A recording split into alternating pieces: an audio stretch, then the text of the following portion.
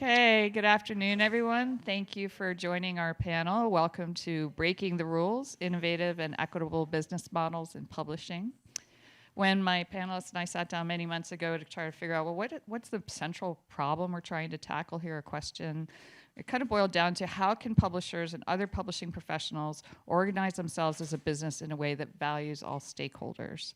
And we spent some time actually defining for ourselves what stakeholders means, because it's not, I think it gets confused with shareholders sometime, and that's not really what we're talking about here. So we settled on a definition that stakeholders means a party that has an interest in a company and can either affect or be affected by the business.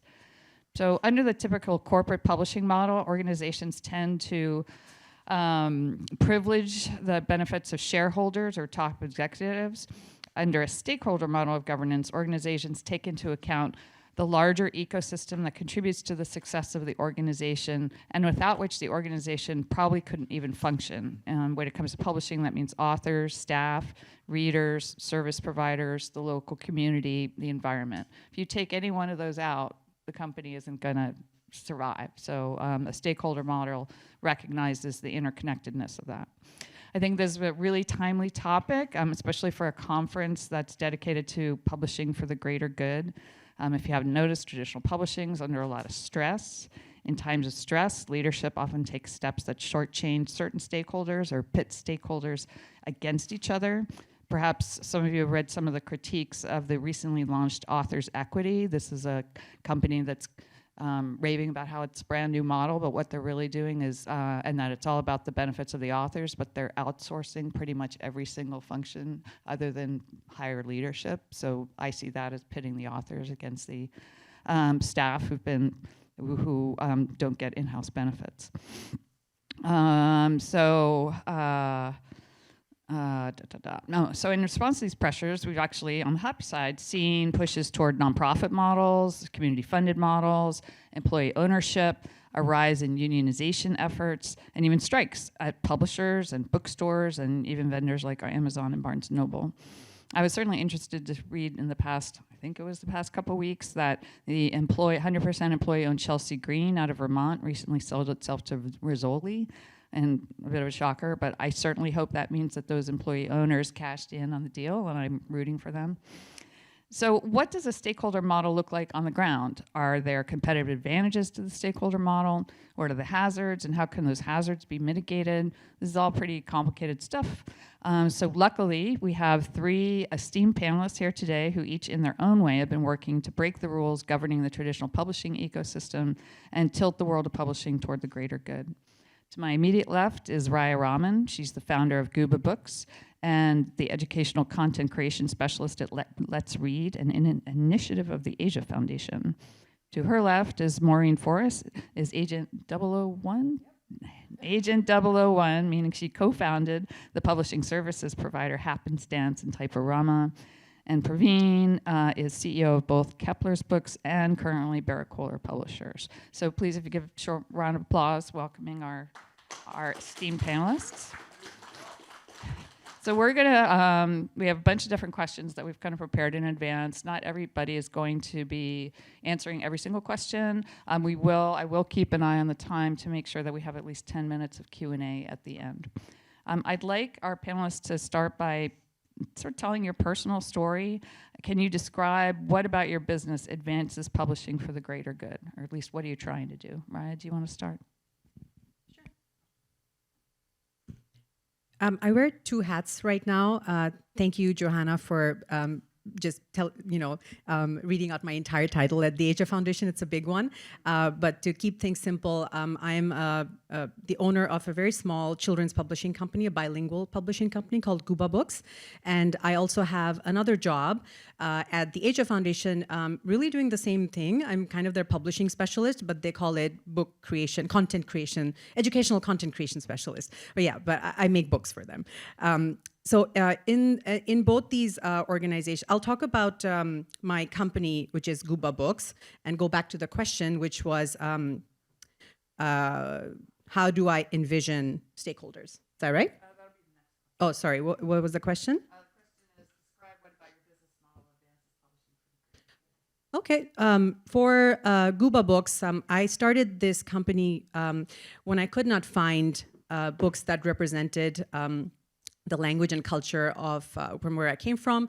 And I have 2 kids. And it was really from that space that I started thinking about how there was a complete lack of books and language for children of many different communities. I only addressed the one that I came from, but this is the same story can be said of so many different people. When I created the company, I was very doe-eyed. It was the first time I started a business. I didn't realize that I would have a major conflict with the basic rules of business, which is like keep costs low, buy low, sell high, all of those things. And what I wanted to do was create amazing books for kids, so that when they're presented with we're talking about like a 5-year-old child who does not discriminate, is very honest with what they're thinking. If they're presented with a beautifully produced English picture book and a Bengali one, which is the language that I'm creating, they're definitely going to go for the one that is very beautifully produced. A lot of thought and resources have gone into the creation of it, versus the very cheap-looking Bengali one. So from the very start, that was my mission, that I wanted children to not think that one is inferior and the other is superior. Of course, then I realized that this would be very difficult for many different reasons, which is why we're probably all on this panel. But I believe that is why my organization is contributing towards the greater good in publishing. And my other job at the Asia Foundation, they are working towards an open access children's library in multiple different languages, very similar to my mission, my small business mission. They're targeting communities that are hugely underrepresented in different countries in Asia. And so that is also publishing for the greater good. Thank you.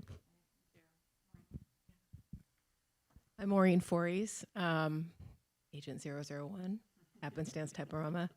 That title is important, actually, because my story starts at a very traditional top-down corporate publisher or service provider outside of Los Angeles. I graduated during a recession. I graduated with a double major from a small program that allowed you to create your own major, but also live and work in a learning community. And in that learning community, the professors and the students work together in this equitable way. And I did not know how much that was going to end up influencing my decisions later and how I ran business and the choices that I made. But I found myself at this family-run corporation in Pomona, California, making Bibles, dictionaries, and encyclopedias. And the family that owned the business made the most money, and those of us doing the work made the least money. And it wasn't a fun place to work. I loved my colleagues. I loved the work. I loved the fact that the folks that took me under their wing and showed me the ropes and how to make books were fantastic, but we all felt the attitude that we were just labor. And I had come from this place where I was a valued learner as much as my professors were valued co-learners, right? So we'd go out to the taco truck that came every day and get our potato rolled tacos or our burritos and sit around and say, what if one day we started our own company where we could make beautiful books and we could all be equal stakeholders? Well, that opportunity came a few years later. I didn't set out to do that. We moved to the Bay Area, we moved to Oakland. I started freelancing. I started freelancing for a company called Cybex, no longer exists. Wiley ate them at some point. But that company, I brought the technology that I had learned at the service provider in Southern California, which was very early SGML model. That's a whole other topic, a whole other panel. But I basically helped them understand content in the 90s and how to produce books differently. And suddenly I had way too much work for one freelancer to handle. And so I was like, okay, this is my opportunity to start a business. How am I going to do this? And it was immediately obvious to me that I wanted to include folks that knew things, that we could learn from each other, but that were also equal stakeholders in the business. And since 1996, when this started, to this day, that is how we've operated. And I'm happy to say that a number of the folks in my group have been there since like basically a year after I started freelancing, because we are a profit-sharing collective. That's what it is. And we are all equal stakeholders in making the business be successful. So that is Happenstance in a nutshell. And it came at the intersection of college ideals and an unhappy corporate experience. Hi, everyone. First of all, why is it so warm in this room? Is there anything we can do to cool this down? I'm not sure I'm going to last a full hour sitting in this heat. My name is Praveen Madan. I am part of two main organizations. I have owned and overseen Kepler's Books, which is a bookstore on the peninsula in Menlo Park, for about 12 years. And recently, I took over as the CEO of Berrett-Koehler Publishers, where Johanna worked for a long time. And when I talk today, I'll use examples from both those businesses. So how do these two advance the greater good for the publishing? Well, Berrett-Koehler has a social mission of creating a world that works for all, and we take that very seriously. And our publishing program is basically in 3 imprints, which are all about creating change. How do you create change? How do you create change in an inclusive way, in a transparent way, to create a world that works for all? And our imprints about changing oneself as leaders, changing our organizations, and changing society. Those are the books we publish. So our books are basically about doing greater good. And then Berrett-Koehler also applies a lot of those ideas and insights from those books to its own organization. I have worked for dozens and dozens of organizations in my 30-plus year career in Asia and Europe and the US. I have never come across an organization like Berrett-Koehler. Just the level of focus and emphasis on people's humanity, trying to build people up, trying to be very transparent, trying to treat every person as a important stakeholder, whether they're a staff member or an author. There's just something very remarkable about the company. So I think the company, through its publishing program, through its mission, through its business practices, is trying to basically do good in the world.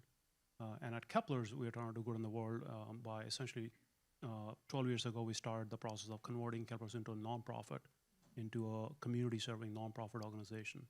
And our mission is really to engage, enrich, and inspire our community through literature and literary programs.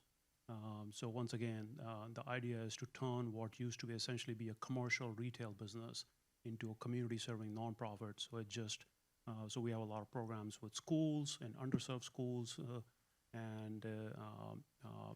with the purpose of really getting kids excited about reading and writing and developing the next generation of readers. So really, both these organizations are about just the greater good of our communities and the larger world. So that's what we are. That's what I do. Thanks, Praveen. The next question is to dig a little deeper into the stakeholder model. What does the stakeholder model mean? It means different things to different organizations. What does it mean uniquely to you? And how do you envision it as part of the businesses that you help to run? So the stakeholder model for me really means respecting the needs of every individual impacted by my organization. I remember when we had our meeting, we had discussions about whether individuals or non-individuals, but for my business, they're people. So, but keeping in mind that the needs can often be conflicting, I see that very often in my business. And for me, a stakeholder model means to embody a balancing act to respect all these diverse needs without allowing any singular need or perspective to dominate decision-making or resource allocation. For me, stakeholders is very personal because first and foremost, the stakeholders in our group is our group. I mean, they are the people that form the collective, and that has been part of our mission from day one, is to hear everybody, to respect everybody, to make sure that everybody is learning from each other, that there's not just one voice. And so that is something that we consistently try to maintain and check ourselves on and respect each other. And I think we've had some success, because otherwise I don't think we'd still be here in this forum. But the second part is actually that the folks we provide services for, we have found some very like-minded companies that we work with. North Atlantic Books is one, Berrett-Koehler is one. And it's been a real pleasure to experience similar values and understand that we are also stakeholders at those companies in the way that they're stakeholders with us. And it is very important. And so as a service provider, my perspective is a little bit different in some ways, because we are hired to make books for folks. But the relationships I have with these two companies in particular are very different. And I feel like they are part of the larger stakeholder model that is so important. It's different than the shareholder. It's different than the corporation. So for me, stakeholder just simply means anyone who has a stake. Anyone who has a stake in the success of your organization. And it also goes back to one of the very influential books that Berrett-Koehler published ages ago. It's kind of folklore within the BK community. It's Peter Block's book on stewardship. And Peter Block takes it in stewardship that the role of a leader is not to rule. Role of a leader is to serve. And you're serving your stakeholders. And stakeholders for both, like my companies, Berrett-Koehler and Kepler, there are the traditional stakeholders. Authors are stakeholders. Our staff is a stakeholder. Our customers and readers are stakeholders. So those are some of the kind of like our vendors and partners are considered stakeholders. But they're also increasing attention we are giving to identifying new stakeholder groups that are not yet even emerged clearly, or people for whom it has not become clear that they have a relationship or connection with the business. So as an example, at Kepler's, when we started the migration of Kepler's to a nonprofit, we had to create an entire new stakeholder group called donors, because for-profit businesses don't have donors. Nonprofits need to have donors. So suddenly it dawned on us, well, yes, we are going to have to not just learn how to build donation programs and raise money, but we need to have an entire stakeholder group of donors who understand that their job is to basically make donations every year, twice a year, to continue helping the organization further its mission and its programs. And now at this point, 12 years later, we have hundreds of donors, but it took an active kind of intent to say, we need to create this entire new stakeholder group from scratch. Similarly, at Berrett-Koehler, we are about to launch a membership program. So we're going to have to identify, well, who are these members, and why do they want to become members of the membership program for Berrett-Koehler. So again, we are identifying and creating a new stakeholder group. Another group that a lot of times people don't see as stakeholder, but I love to include them as stakeholder, are journalists, people who are working in the media, because working in these, what I consider mostly fragile businesses that are small, mission-oriented businesses in a rapidly changing book industry, being impacted with hedge funds and capital and artificial intelligence and so on and so forth, we have to learn to tell our stories, and we have to get better at finding ways to amplify our stories. And who's better at that than journalists? So, when we do our visioning exercises or whole systems, change exercises, I love to include journalists in that, because they do a much better job of telling the story of what's going on with our organization. So that just some examples of traditional stakeholder groups, as well as some of the new type of stakeholder groups that we're working with. Okay, great. Thank you, Praveen. So the title of this panel is called Breaking the Rules, and part of the reason I invited each of these panelists to join was because I know they've broken some rules along the way. Why don't we start with Praveen? What rules have you broken, and how's that going for you? So I have to say, growing up in India gives you an advantage in breaking the rules, because when I was growing up in India in the 70s and 80s, practically nothing worked. And just the business environment, the government, the number of rules and regulations, it was so suffocating that one had to break rules to get anything done. And I think, so many years later, working here in the U.S., I'm kind of realizing what an advantage, what a great training that was, in just not needing permission to break rules, but just always looking, for ways to do things. So I'll give an example of breaking the rule from something at Kepler's. for 15 years that I've been in the book industry, the number of discussions I've gone to among people working in bookstores, bookstore owners, bookstore managers, publishing people about how the pricing on books is not fair. And the terms that publishers use to sell books to bookstores is not fair, because bookstores do so much more to move those books, create market for those books, and we need bigger margins. But we can't raise the price on books, so publishers have to give us better margins. And these are circular discussions that just go around and around, and nothing ever changes, because publishers are not going to give better margins to bookstores. Bookstores are by and large a shrinking species. And bookstores keep thinking, oh, we can't raise prices because prices are printed on books. So every book comes with a list price, so we can't raise the price, and the publisher can't give us terms, so we're stuck.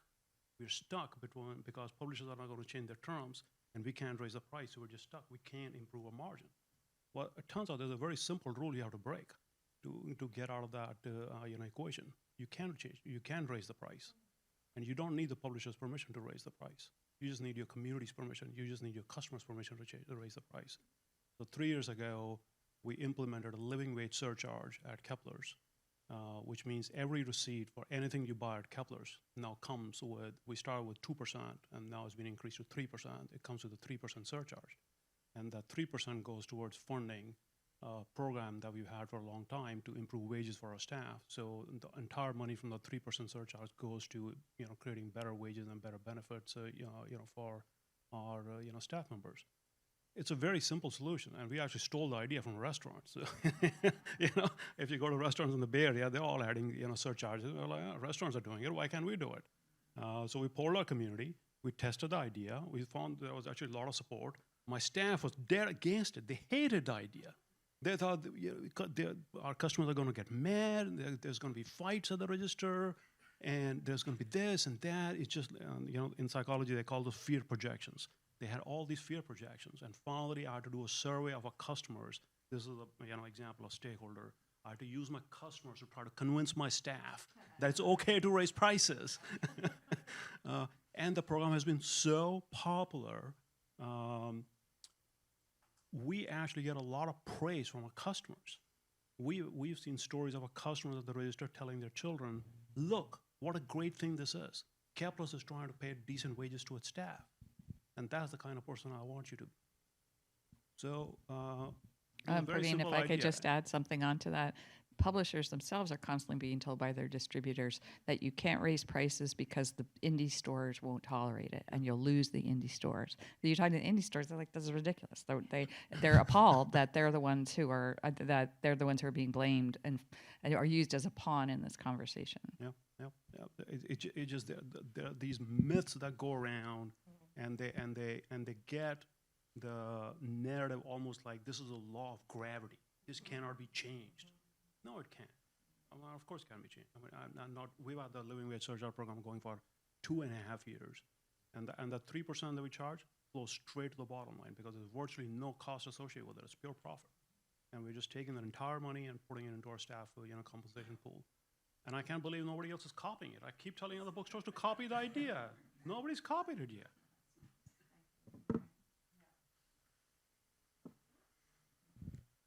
It's interesting, the living wage surcharge and being told what we can and cannot do. That's one of the things that, from the beginning, we've tried to alleviate, because the ways that we break rules is that we tell everyone in our group everything. There is no top-down approach. The reason our names, our titles, are agents is that we don't have a president. We don't have a CFO. We all are doing this together. If you want to know what everybody in our group specializes in, you can go to the website and click on the agent name and find out. And we try and make sure that the folks in our group are working on the things that they love doing the most and that we're learning from each other all the time. So that right there was very important to me as informing a company and a community, is that we don't have hierarchical titles.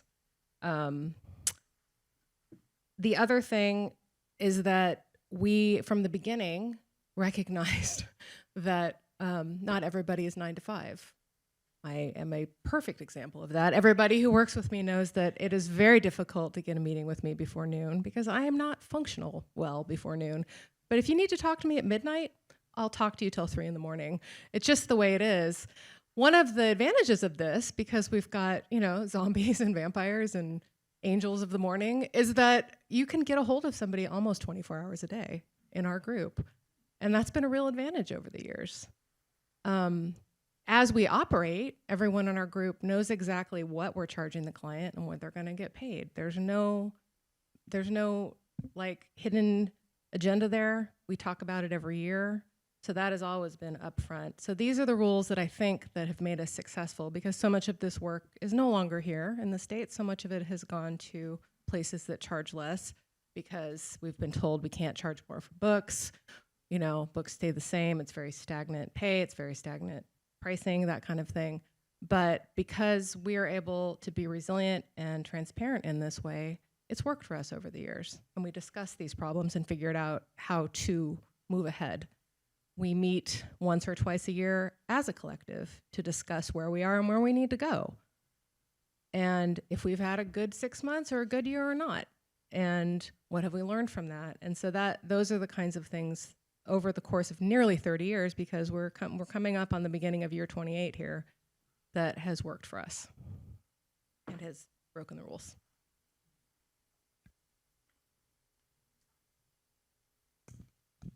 I love that you started with prices, book prices. Yeah, that, and as you said that books, we're on the other side. Johanna, you worked for a publisher, and I am a publisher. So I'm always thinking, can we get more on this side? So so the price thing is very fixed in my mind for publishing, and that makes it very difficult as a small business owner. I think the rule that I broke was just the laws of business in the capitalist world as we know it. And that meant that you suffer the consequences of that. You go into the red. But how can I compromise when the reason I started my entire company was to have that beautiful Bengali book next to the beautifully produced English book? So I couldn't compromise there. So I did break the rules of business, and I suffered the consequences of that. But the good news is that if it's deliberate and if you're intentional, there are so many other ways that you can figure out a creative solution. And for me, that was it. I'm not really much of a rule breaker, even though I did grow up in Bangladesh, and I know exactly what Praveen is talking about. Everybody breaks the rules. I grew up in between two brothers who broke the rules constantly, so I was the child that made things right. So for me, I couldn't deliberately break rules, but I think I did it accidentally and found out that there were other ways that my business could be sustained. Some of it is partnerships with nonprofits. And another thing, I know, Johanna, you talked about stakeholders not only being shareholders, but I realized that if the shareholder is the one that is needing the business to just make money, why don't I rethink who the shareholder is? So I went down that path. And so for me, it was more partnerships after breaking the rules of business. Yeah, of course. So as I said, there were partnership projects I did that kept the business afloat with nonprofits. One of them was the Asia Foundation, who I work directly with right now. The other thing is I needed to find mission-driven organizations that were also nonprofit in some cases, for-profit in some other cases, and find that alignment and really pitch to them to come with me on this journey without getting into too many specifics. Thank you. It's interesting that you mentioned mission matches with your partners. I know mission is something that you believe is critically important for the success of your organization, and that it's also just a competitive advantage in its own right. Can you talk a little bit about what that means to you? I feel like I wrote something nice about the mission. So as I said, my business sells to an under-resourced market, or part of my market is under-resourced community. So even if I want to raise the prices, I couldn't, because the market cannot afford it. My company's reason for existence is to bring high-quality children's book, which I talked about constantly. But this conflicts with keeping the business afloat in terms of financials. So, let's see. So the mission is really important for my organization because otherwise I would cease to exist. So having that mission and reminding yourself constantly that this is why you exist. I'll give a little example of a conference that I went to that was funded by the Robin Seaman grant, actually. It was the Independent Book Publishers Association in San Diego last year. They had this incredible keynote session. It was called the Legends of Black Publishing.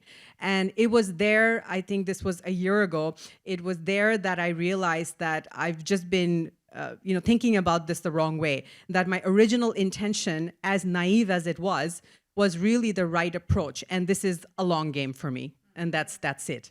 So this is why having a mission and a compelling mission and knowing what that mission is really crucially important, because otherwise you would cease to exist in this capitalist, world where there's no space for that kind of thought.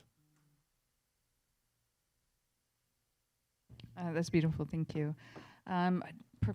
Maureen, you talked a bit about how transparency is actually a kind of a competitive advantage for you.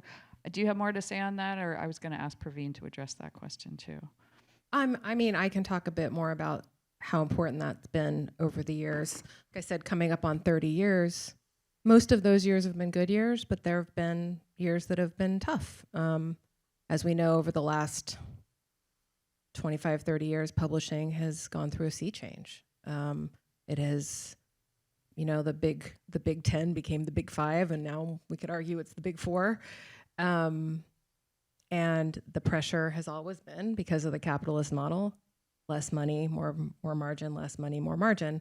So for us as a service provider, in those lean years, we didn't have to analyze the books. We could see what was happening, and we could see, okay, if we all share what work we do have, we can get through this year while we reinvent ourselves again and figure out new markets and figure out ways that we can find folks that we can have a partnership with. That's been very important over the years, is to find partners in publishing, because that does give us resilience. And we're very upfront about the way we operate from the beginning. And I think that the folks that we've worked with for a very long time recognize that and value that. But that all comes down to the fact that everything is on the table with all of us at all times.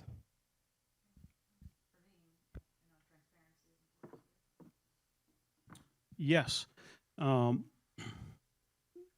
that's a big topic. Let me see where to start.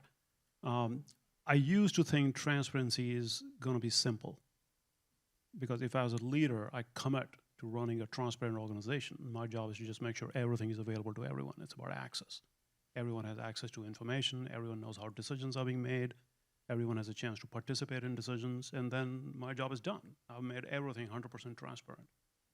Well, after 10 plus years of implementing that at Kepler's and making some progress, but not as much progress as I thought, the conclusion I'm coming to is it doesn't stop at access, because access is different than awareness. Like, I can make my financials available. I can put them on a Google Drive or SharePoint Drive and make them available to all my staff members. I can have a monthly staff meetings and walk them through the P&L and the balance sheet. But just because I've done that doesn't mean everyone actually understands that. It doesn't mean everyone actually understands the implications of how their actions translate into decisions, into how the P&L gets impacted, how the balance sheet gets impacted, or how the cash flow gets impacted. So awareness is actually harder, because now you have to figure out, as a leader, who do I need to make aware of what? And what is my job to make them aware of that information or the decision making or their role in that? So it starts with access, and access is easy if you commit as a leader. Now, 98% of the world, I believe, is still run in a very non-transparent way. So even getting to access would be a big step, for organizations that are not really being very transparent, with their stakeholders, with their employees, and so on. But for those of us who've been trying to, really practice this mantra of transparency, there's layers and layers of it, and I'm just starting to realize, wow, my job is still not done, because not all my staff is fully aware of how the information and the decisions all connect with the performance of the business, and that is such a harder nut to crack.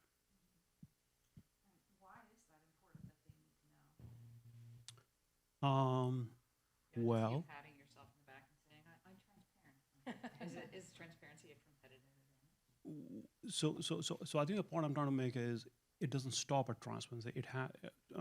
For the kind of organizations I am trying to create in my work, I'm trying to create organizations where every person in the organization wakes up in the morning and they know what their purpose is. They're excited about the mission of the organization, and they know how their job is going to contribute to that greater purpose, that greater good. In order for them to be able to do that, they have to have access to all the information, not just about their job, but how their job connects with the other person's job and the other person's job, and how the whole comes together to do this greater good in the world.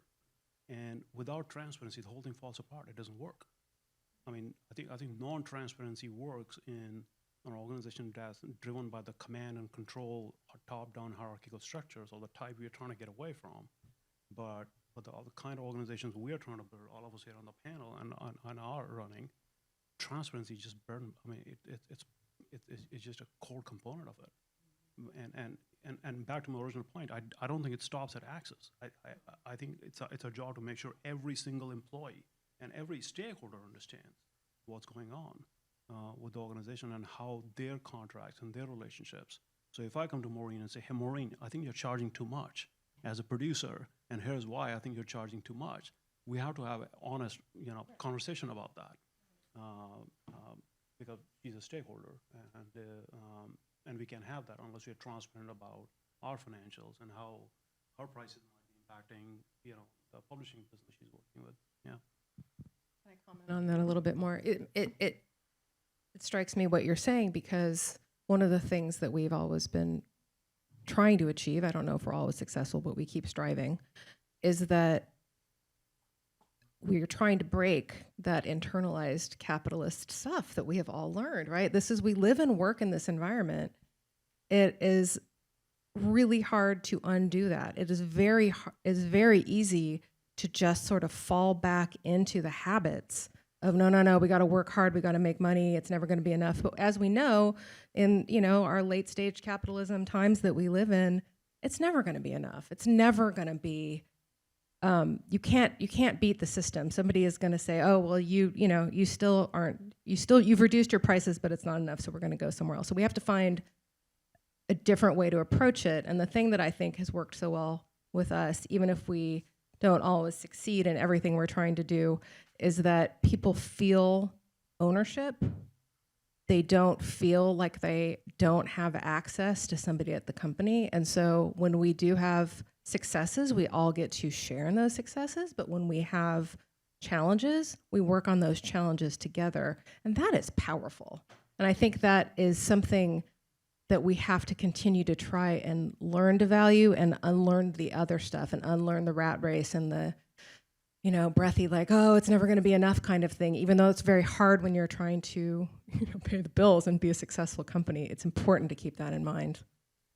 And it's not an easy thing to achieve. All right, great transition to our next topic. We have a little less than 10 minutes. I wanted to make sure we heard, at least from all of you, on this is hard. This is especially doing stuff the stakeholder way, breaking the rules. There's consequences for that.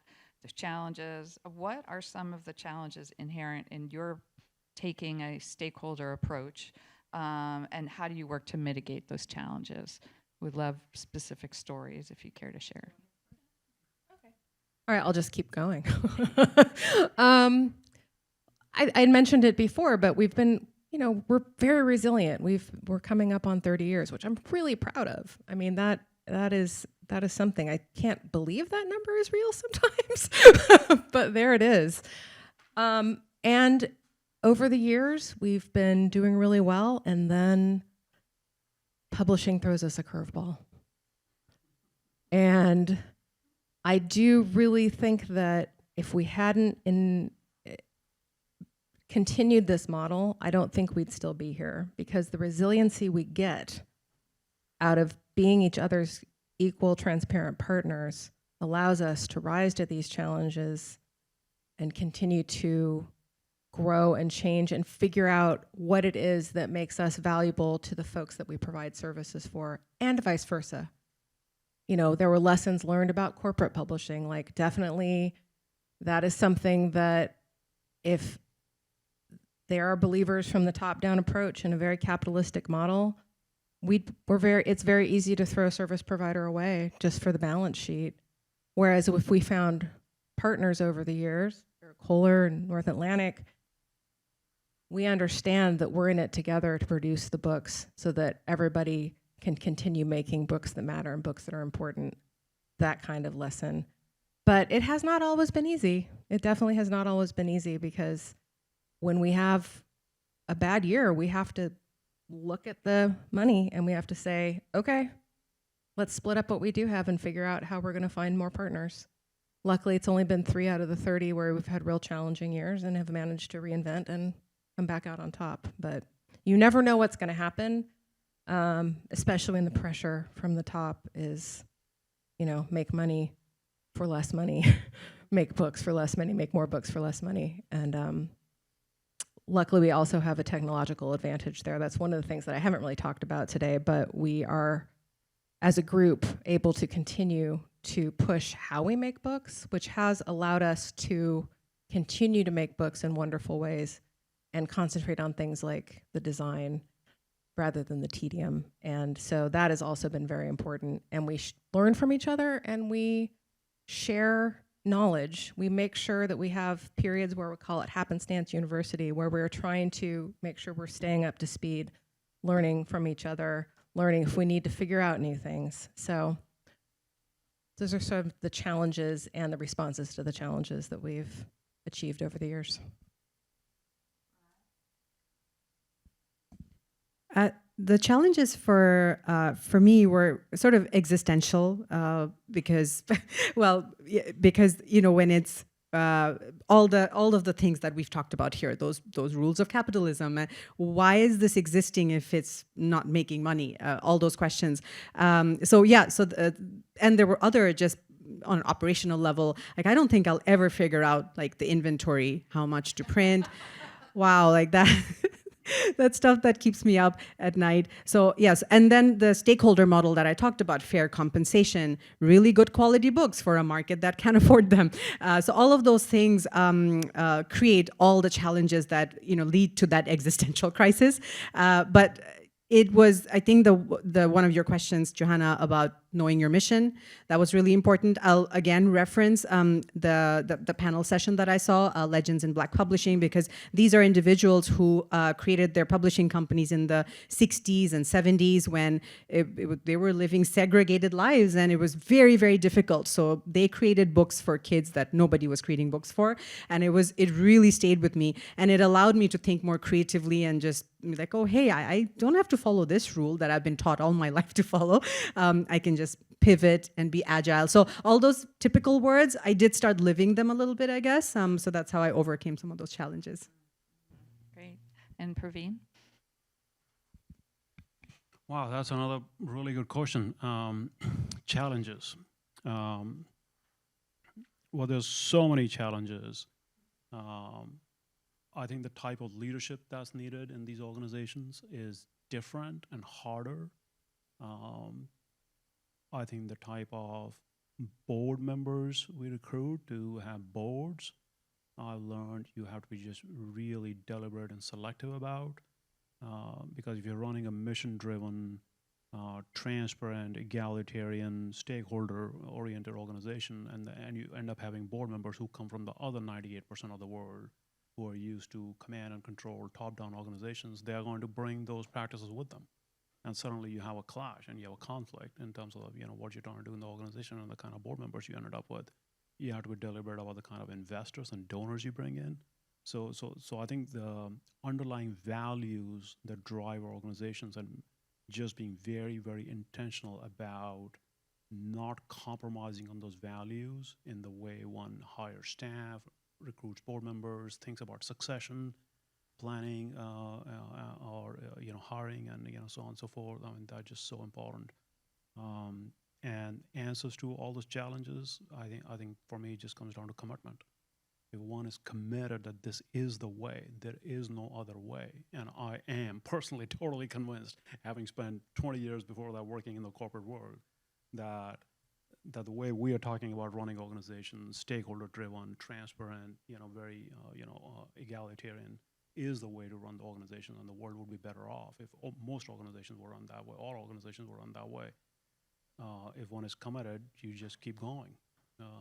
You wake up in the morning and think about your purpose, and you're just like, yes, I got this. And you just keep going. So.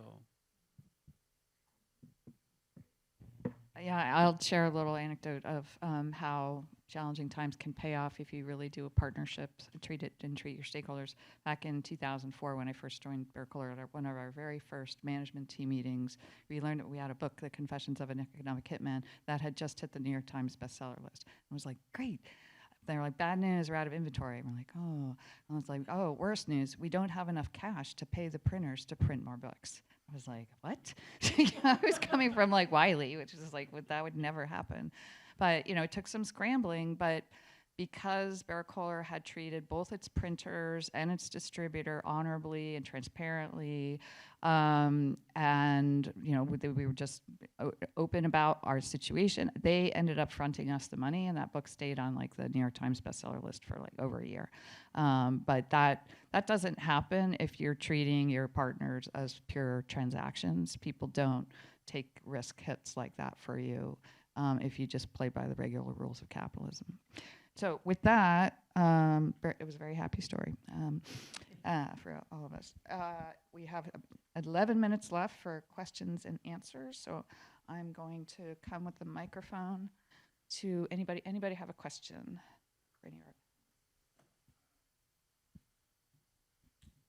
Hello, thank you all for being here. I would like to hear stories similar to yours of happy and empowered stakeholders. Happy and empowered stakeholders. Praveen, maybe you want to talk about how hard you've pushed for staff wages, living wages.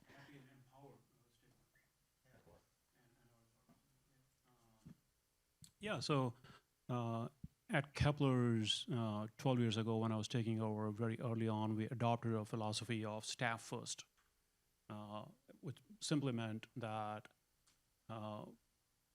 it was a statement to acknowledge and to tell our staff that bookstores are not actually about books. Bookstores are about the people who run the bookstore, because those people curate those sections. They are the people who produce the programs. They are the ones who create the experience that people value about bookstores. So it's really about emphasizing that staff comes first. And the entire way we run Kepler for the last 12 years meant we had to have a very strong focus on raising wages and improving benefits and the working conditions for our staff, including through the pandemic. And because that was a very deliberate philosophy and intent right from the beginning, it's paid off big time. When I feel at this point I have probably one of the best teams, working in bookselling anywhere in the country. They're best paid, they're best treated. We get a ton of applications anytime we have a new job. And we actually have convinced our entire community that they have to participate in making sure our staff is being well treated, taken care of, and well compensated.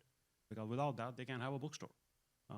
So that idea of just putting staff first and building a set of strategies and programs to actually make that real and not just talk. Is the reason why Kepler is like a leader in the industry today. Thought of one thing I'm going to say, even though we've emphasized this with our folks from the beginning. When you join Happenstance, you're joining a very different business model. So it's not always a good fit for folks. Some people really just don't want to do the extra work. They just want to be told what to do. But the folks that have been around the longest are the ones that have this realization, the light bulb goes off, that actually working in this model is amazing. And one of our fellow agents, Jeff Lytle, at one point turned and told all of us in a meeting, like, I just want to say this, I've never had something that was just mine, just ours for work before. I've always been told what I have to do, what is necessary for the bottom line, but we're creating these processes and imagining different ways to make books together. And it was so meaningful for him, he actually got teared up. And I will never forget that moment because, like, yes, that is what we're trying to do.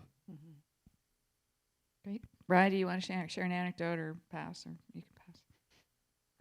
So happy and empowered, I have two stakeholders in mind. One is the child who we make the books for. We, as a small business, it's really great because you can be very connected to your end customer, which is the reader, the parent, and the child. And so we get in our social media a lot of videos of children just so happy and empowered from the books. And the other example of a stakeholder is like a very seasoned art director. Sometimes we don't have big budgets, but we're very earnest. I have a partner in my business, the two of us together, we're very earnest. And I think that brings some respect, or maybe, I don't know, like they just humor us or something. But we do work with very talented artists and writers, and it's really great when they, even if they're not getting paid a lot, they feel happy and empowered to work with us. Great, thanks. Another question? I was curious, are there distributors who also will work with you in terms of a stakeholder model? I had a bookstore for several years, and that was always kind of the pain point as we had tried this, but the distributors kept getting acquired and consolidated, so that was a pain point. Are there particular ones that you can work with that also consider this? Yeah, so book distributors, when Partners West was around, I felt that they were much more just real humans to deal with and work with, and understanding of situations, and they were very, just because they were a smaller company and had good people. But now that's down to basically one big book distributor, which is Ingram. I mean, Ingram is very efficient. They're really good at what they do, and by all signs, they're a well-run company. But I can't really say that we have, as like a small bookstore, we have much ability to influence them in terms of how they do things. I mean, there are things I've been trying to tell them for like 10 years, but it just like falls on deaf ears. So I think largely because the industry is consolidated into like one large distributor, it's a monopoly.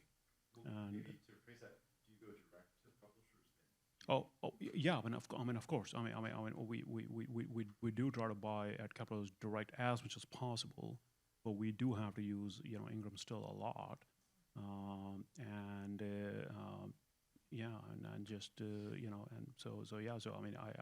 I have to say it's especially hard running a mission-driven stakeholder model at the tail end of the supply chain when everyone else before the supply chain isn't really not run that way. The big five are not run that way. The Ingram is not run that way. But that's just what it is. Yeah, and a bummer is that I think last month the only nonprofit distributor of books in the country, small press distribution, just went bankrupt. They had they had many small, literary presses, poetry presses, things like that, and they, even with their nonprofit model, were not able to survive. So that's leaving a lot of publishers hanging.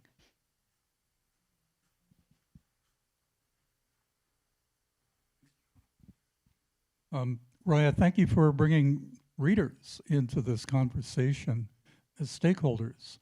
And Praveen, you've alluded to Berrett-Koehler's about-to-be membership program.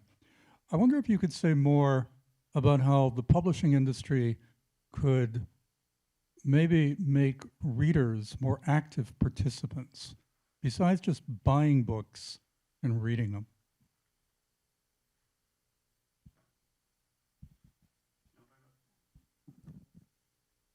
That's a great question, actually.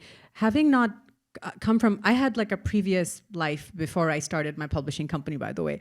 But it's such a it's not a closed industry, but it's very secretive to the outside world. And this is very evident when authors are trying to get, and they don't know anything about the industry. Johanna and I have talked about this. That's such a great question, how to get readers more involved. I don't know. I myself, like, I learned a lot through amazing programs like Bay Area Women in Publishing. They had a mentorship program. I think Johanna and Maureen are both founding members of this organization. So maybe the answer is we need more of Johanna and Maureen. Probably in a more, in a true sense, like maybe it's less secrecy and more education. Because you're right, readers are not really part of the part of the decision making, or they are stakeholders, but not in the sense of decision making, resource allocation, any of those things. They don't know it. I think part of the challenge is still pretty true. I think that readers don't the brands they identify with are the authors. They don't really care they don't get invested in whether it's a Random House book or a Simon & Schuster book or a Hay House book. In some rare cases, people do pay attention, but for the most part, if they're going to do volunteer work or get voluntarily more involved with a party, it's going to be with the brand that wrote the book to begin with. I think we have a chance for one more question.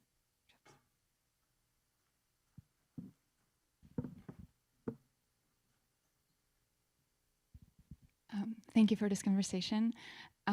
It is really challenging to be on this intersection of mission and business. Have you had to compromise, and how do you approach this?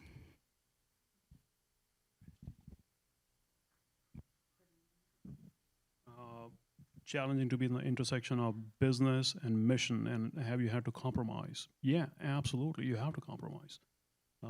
But then you have to be deliberate about where you're compromising and why you're compromising. And I'll give you a great example.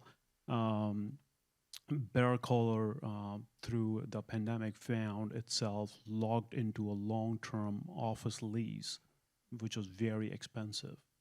And it made sense before the pandemic. It made virtually no sense after the pandemic because everyone was working at home. And we're sitting on this 10,000 square foot beautiful office in downtown Oakland that we're paying a lot of money for that wasn't getting used at all. We tried to negotiate with the landlord, who was considered a stakeholder.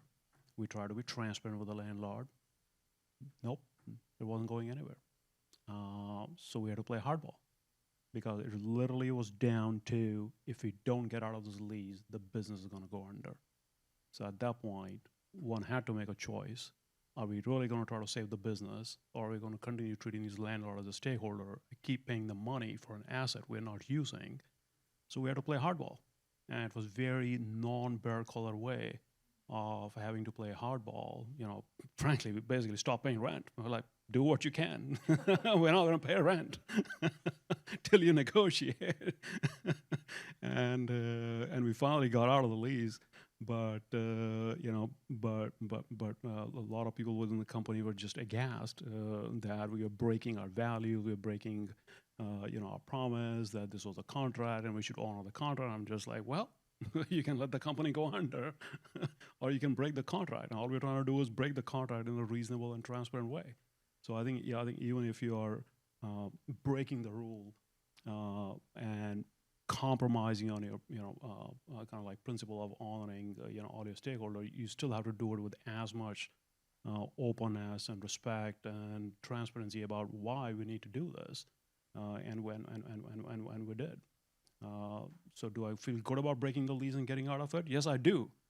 Do I wish I didn't have to do that? Yeah, I wish I didn't have to do that, but it was just a bad situation. The compromise that my business had to make, we were selling direct to consumer through social media channels, and that was going really well. We had some good rapport with our following, and then we were also selling through retail, actually in Bangladesh.